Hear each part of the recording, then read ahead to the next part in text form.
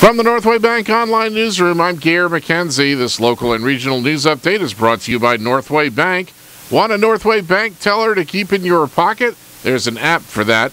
Now available for iPhone and Android. Download yours today. Northway Bank with 17 locations throughout New Hampshire. The people you know, the bank you trust. Member FDIC, equal housing lender.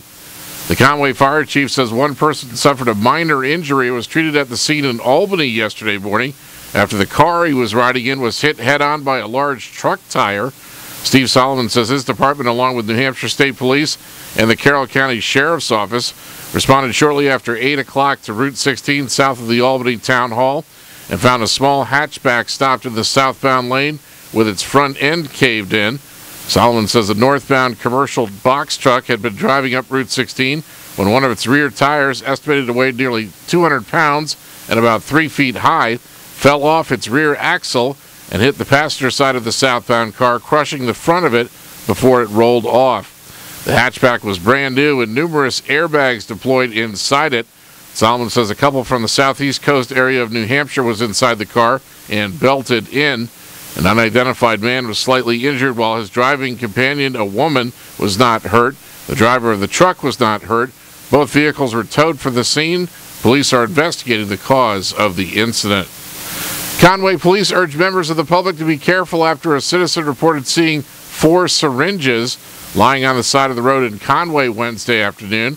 Lieutenant Chris Purley says Officer Sean Baldwin responded to Stark Road near Woodland Grove Road around 12:30 and collected the needles.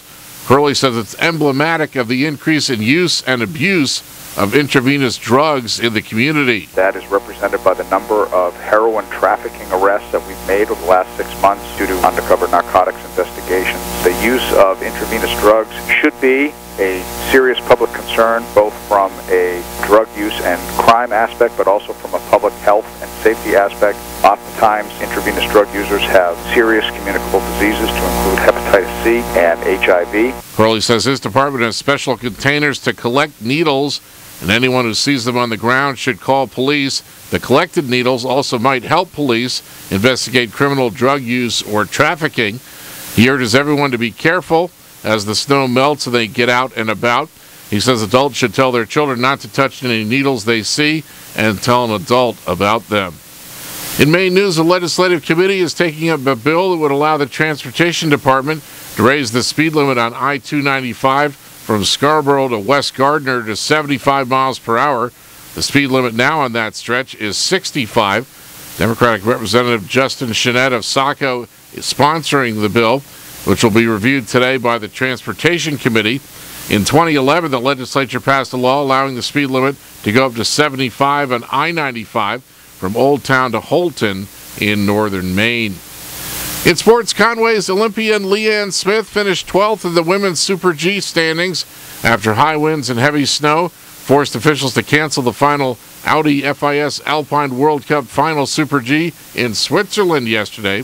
Slovenia's Tina Mays won the title, and Smith's teammate Julia Mancuso took second in the standings.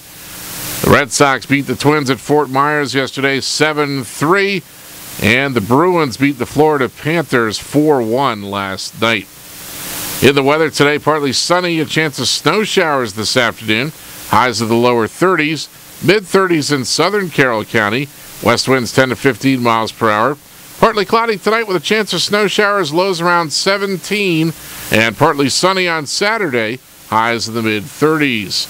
From the Northway Bank Online Newsroom, I'm Gare McKenzie.